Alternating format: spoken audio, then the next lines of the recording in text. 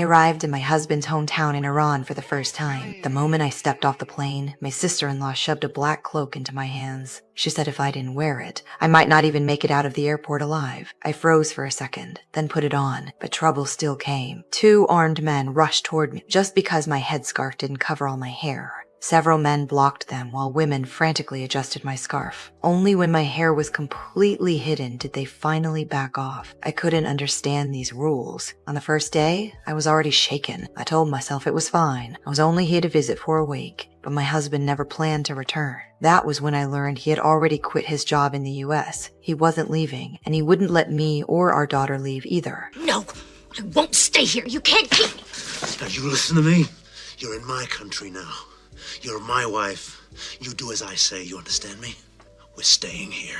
I couldn't accept it. The first time he hit me, I was stunned. It was only the beginning of a nightmare. I went to his family elders, hoping someone would stand up for me. I cried as I told them everything, but all I got was blame. The men all said I shouldn't challenge my husband. The women whispered and stared. I broke down. I realized no one here would help me. Back in my room, I gathered all the money I had, planning to buy a ticket back to the US. But soon, my husband took my passport and bank card. My escape route was gone. I went to the embassy for help. It was 1984. Iran and the US had cut ties, and there was no US embassy. I went to the American office inside the Swiss embassy. Seeing people with the same skin color as mine almost made me cry. I thought hope was finally here. They told me that because I married an Iranian, I was now an Iranian citizen. Without my husband's permission, I couldn't go anywhere. In divorce, custody of children always went to the father. I couldn't take my daughter, and I couldn't even leave alone. They could only look at me with sympathy. I went home, only to face my husband's anger again. Where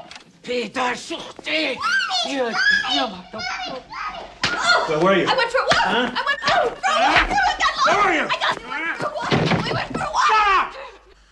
After that, I learned to hide my feelings. I acted obedient, pretended to fit in. I helped my sister-in-law with her kids and studied the local religion, but I still never got the chance to go out alone. He always had someone watching me. Still, I never gave up on leaving. One day, the house ran out of food. I asked to go to the market. He agreed, but gave me a time limit and didn't allow me to take our daughter. He knew without her, I wouldn't run. At the market, I tried to change my dollars into coins to call my family in the US. A shirt shop owner overheard me and offered his phone. It was the first kindness I had felt in Iran. Before I left, he said if I needed help, I could come to him. My hope returned. Not long after, on my daughter's first day of school, she cried so much that my husband let me go with her. I took her straight to the shirt shop again. This time, the owner led me to a back room. A man there planned a way for me to escape. For $10,000, I could be taken safely to the US, but it would take time to prepare. I left quickly with my daughter and headed for the school. My husband was already there waiting.